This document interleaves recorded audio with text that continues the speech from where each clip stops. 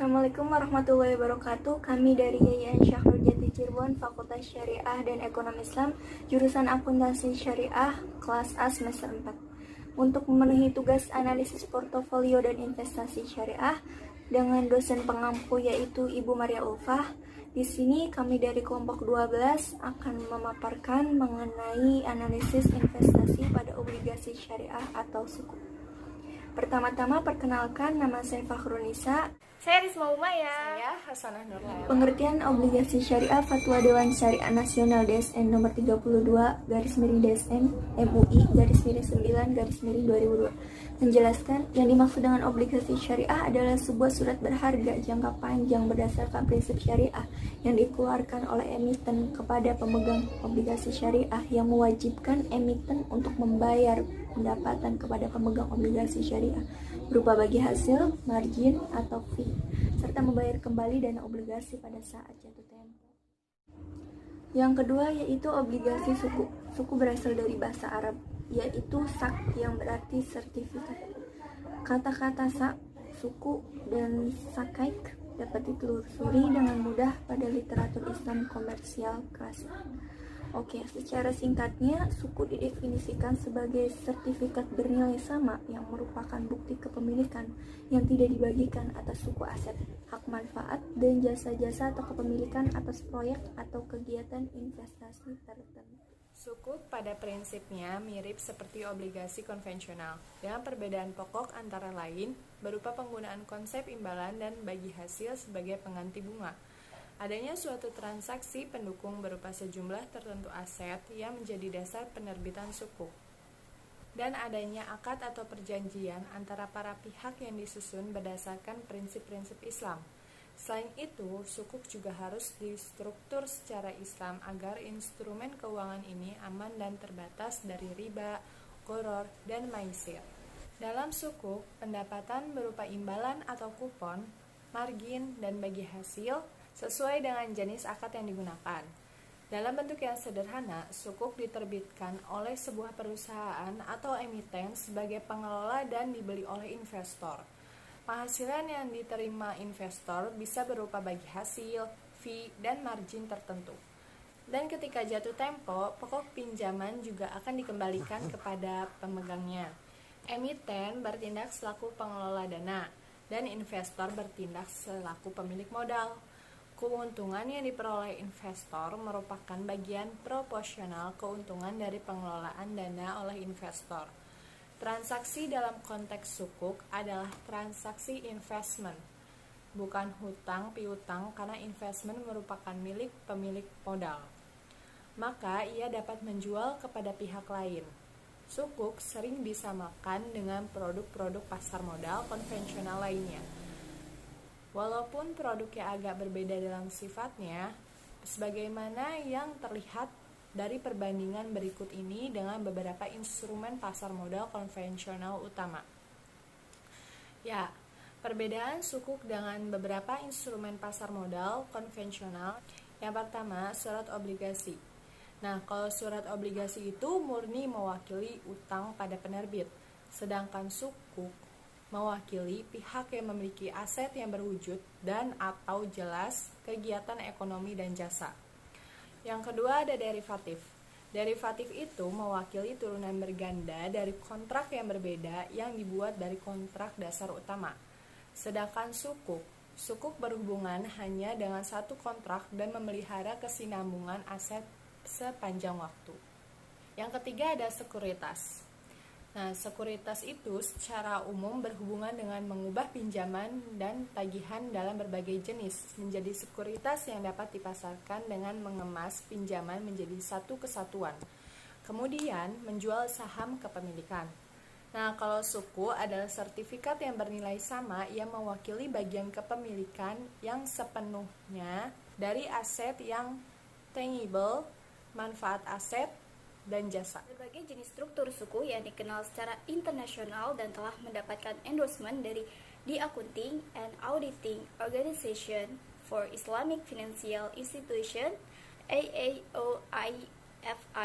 Antara lain, yang pertama suku ijaroh, yaitu suku yang diterbitkan berdasarkan perjanjian atau akad ijaroh di mana satu pihak bertindak sendiri atau melalui wakilnya menjual atau menyewakan hak manfaat atas suatu aset kepada pihak lain berdasarkan harga dan periode yang disepakati tanpa diikuti dengan pemindahan kepemilikan aset itu sendiri.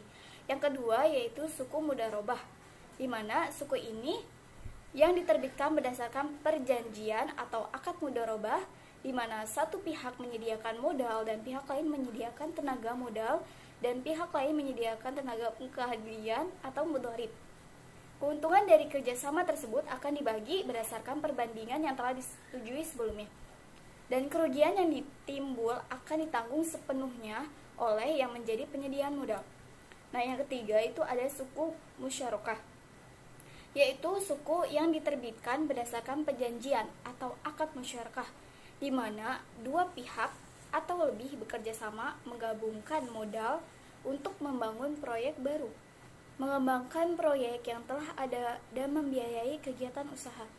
Keuntungan maupun kerugian yang timbul ditanggung bersama sesuai dengan jumlah partisipasi modal masing-masing pihak.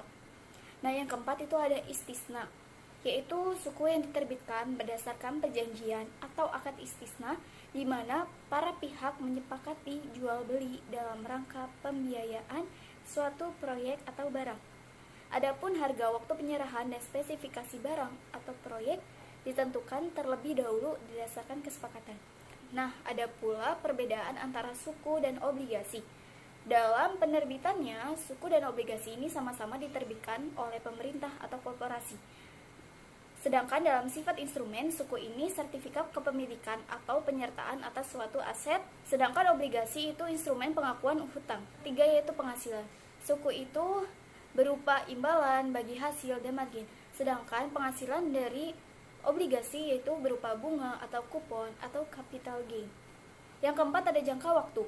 Suku itu jangka waktunya pendek dan menengah, sedangkan obligasi itu jangka waktunya menengah panjang.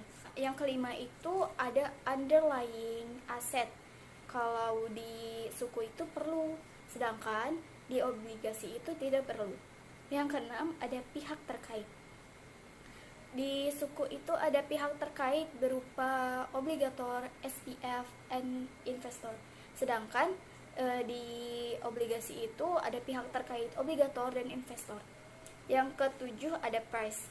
Sama-sama price itu dari market price. Nah, yang kedelapan investor. Kalau suku itu investornya Islam dan konvensional. Sedangkan kalau di obligasi investornya hanya konvensional. Yang kesembilan ada pembayaran pokok. Dalam suku itu pembayaran pokoknya berupa bullets atau amortisasi.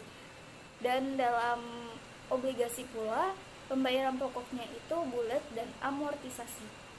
Dan yang terakhir itu ada penggunaan hasil penerbitan, di mana dalam suku itu penggunaan hasil penerbitannya harus sesuai dengan Islam, sedangkan dalam obligasi itu penggunaan hasil penerbitannya itu bebas. Menurut kelompok kami yaitu investasi pada obligasi syariah sangat dianjurkan dalam Islam. Al-Quran dan hadis dari Nabi dan sahabat mendukung adanya investasi berupa penggunaan sumber daya modal yang produktif. Investasi yang dilakukan tentunya harus sesuai dengan aturan Islam.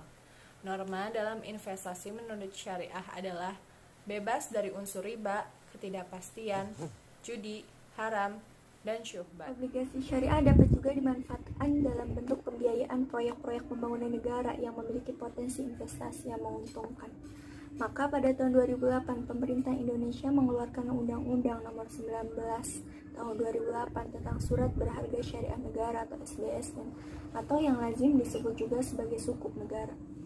Surat berharga negara yang diterbitkan berdasarkan prinsip syariah sebagai bukti atas bagian penyertaan terhadap aset SBSN, baik dalam mata uang rupiah maupun valuta asing. Obligasi syariah lebih kompetitif dibanding obligasi konvensional. Sebab pertama, kemungkinan perolehan dari bagi hasil pendapatan lebih tinggi daripada obligasi konvensional. Kedua, obligasi syariah aman karena untuk mendanai proyek prospektif. Dan yang ketiga, bila terjadi kerugian di luar kontrol, investor tetap memperoleh aktiva.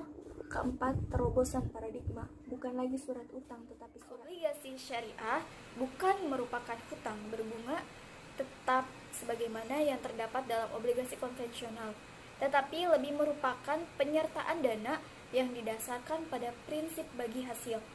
Transaksinya bukan akad utang piutang, melainkan penyertaan. Obligasi syariah atau suku sebagai bentuk pendanaan atau financing dan sekaligus investasi atau investment, memungkinkan beberapa bentuk struktur yang dapat ditawarkan untuk tetap menghindarkan pada riba. Obligasi syariah dapat berupa bagi hasil berdasarkan akad mudharabah, muqarodah, qirad, atau musyarakah. Sedangkan margin atau fee berdasarkan akad mudharabah atau salam atau istisna. Sekian pemaparan materi dari kelompok 12, kurang dan kurangnya mohon maaf. Wabillahi taufik wal hidayah. Wassalamualaikum warahmatullahi wabarakatuh. Jangan lupa like ya. Oke.